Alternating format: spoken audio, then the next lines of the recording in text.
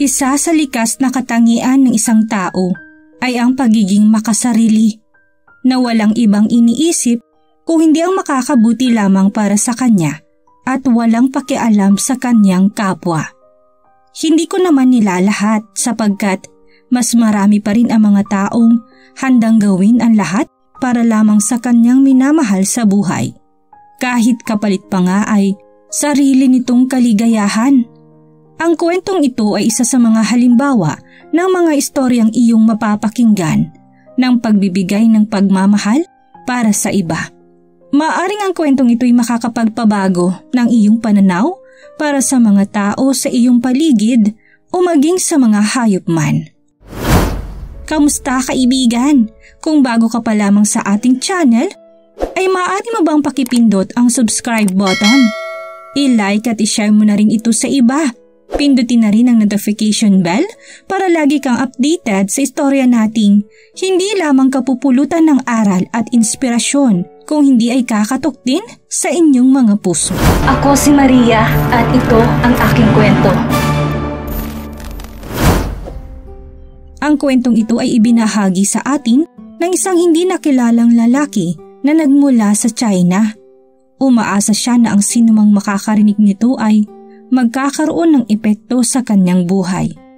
Ang China ay isa sa mga may pinakamaraming populasyon sa buong mundo.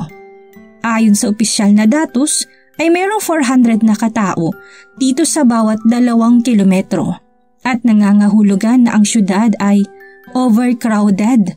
Buhol-buhol ang mga sasakyan sa kalsada at puro mga tao at mas marami pang mga tao ang makikita mo kahit saan.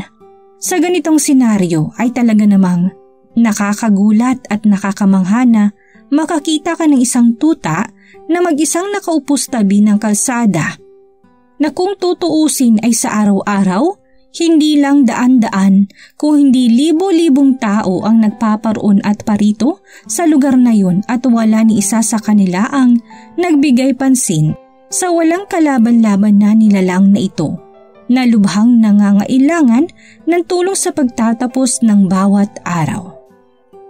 Ang bida sa ating kwento ay naglalakad sa nasabing kalsada. Papunta siya noon sa kanyang trabaho at iisang ruta ang kanyang dinaraanan araw-araw. Nang hindi niya namalayan ay bigla na lamang siyang napatid sa hindi niya malamang dahilan.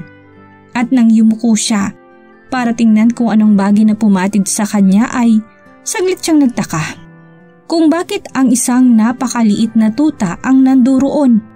Isa itong maliit na aso na nakaupo malapit na sa may kalsada na nag-iisa't nakipagtitigan sa kanya ng mariin. Hindi nagdalawang isip na tumigil ang lalaki para lalo itong lapitan ni maski para lang himasin ang ulo nito na karaniwan nating ginagawa sa mga alaga nating aso.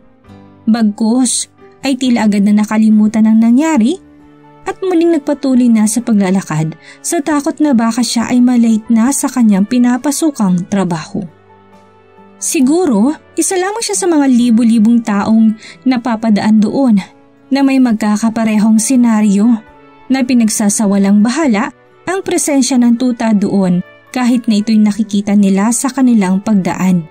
Subalit ang malungkot na mukha ng tuta ay paulit-ulit na naaalala ng lalaki at hindi niya ito maalis-alis sa kanyang isipan. At nang sa parehong araw na iyon, sa kanyang pag-uwi ay muli niya nakita ang tuta na nakaupo pa rin sa mismong pwesto malapit sa manhole kung saan niya ito nakita kaninang umaga. Kinabukasan ay muli niya itong nakita sa dati nitong pwesto at muling nilampasan. Nang sumunod na araw ay nagmamadali siyang pumasok sa trabaho dahil na-late siya ng gising ng araw na yun. Pero desidido siyang bilhan ang tuta ng makakain ito dahil alam niyang ilang araw na itong hindi umaalis sa pwestong iyon.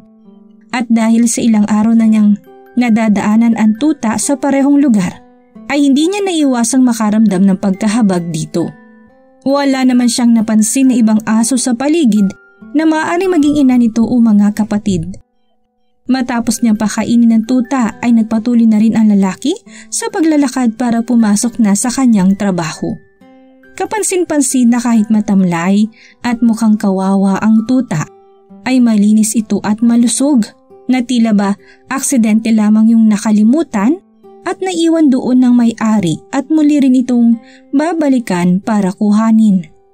Lumipas ang araw at gabi at palagi niya pa rin nakikita ang tuta sa iisang lugar.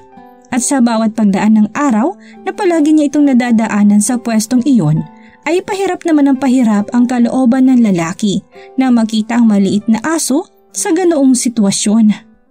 Nagsisimula na siyang mag-alala para sa kalagayan ng tuta at palagi niya ring naiisip na kailangan na nitong sagipin.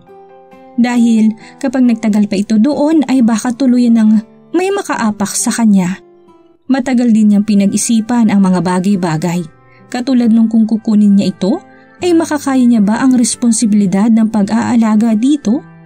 Ngunit sa huli, ay siya na rin ang mismong bumigay sa kanyang mga agam-agam. Noong gabing iyon, bago siya matulog, ay nangako siya sa kanyang sarili na kung sa kanyang pagpasok kinabukasan at muli niyang makikita at madadaanan doon ang tuta, ay hindi na siya magdadalawang isip na ampunin at kupkupin ito at agad iuwi sa kanyang bahay.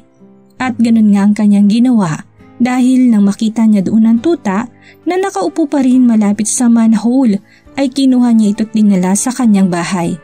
Noon lamang naramdaman ng lalaki ang kapanatagan at ang sobrang kasiyahan sa kanyang naging desisyon. Ganun pa man, kalaunan ay napagtanto niya na ang tuta ay may isang sekreto. Isang araw na buksan niya ang pinto ng kanyang bahay para lumabas ay wala na siyang nagawa nang bigla na lamang siyang inunahan ng tuta. Mabilis itong tumakbo at imbis na habulin ito para hulihin ay hinayaan niya lamang ito at sinundan kung saan may ito maaring pumunta. Sa araw na iyon ay nalaman niya ang masaklap na kwento ng tuta. Hindi niya lubos maisip ang sakit at lungkot na mararamdaman niya dahil bumalik ang tuta sa mismong lugar kung saan niya ito natagpuan at muling nahiga sa tabi ng manhole. At maya-maya pa ay may isang babae ang lumabas mula sa kalapit na tindahan at nilapitan ito.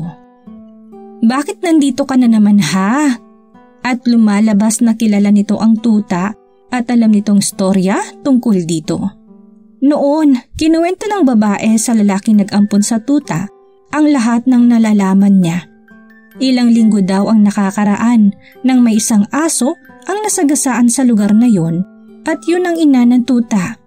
Hindi man lang daw huminto ang walang hiyang driver na sasakyan para tingnan kung ano ang kanyang nasagasaan.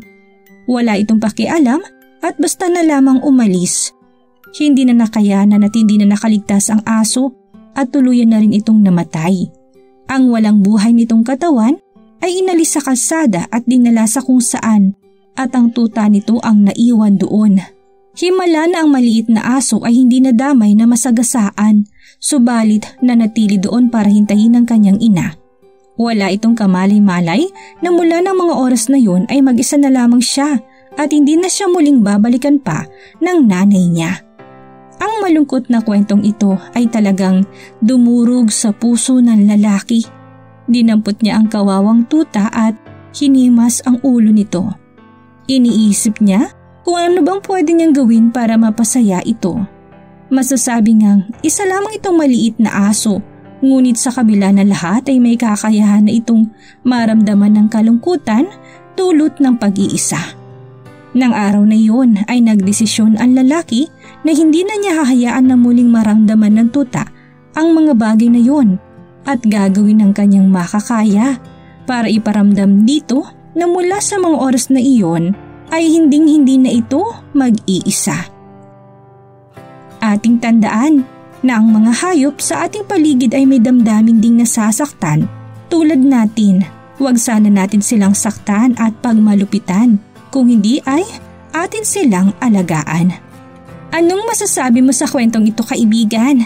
I-comment mo naman dyan sa ibaba at magkita na lamang tayo sa susunod nating video.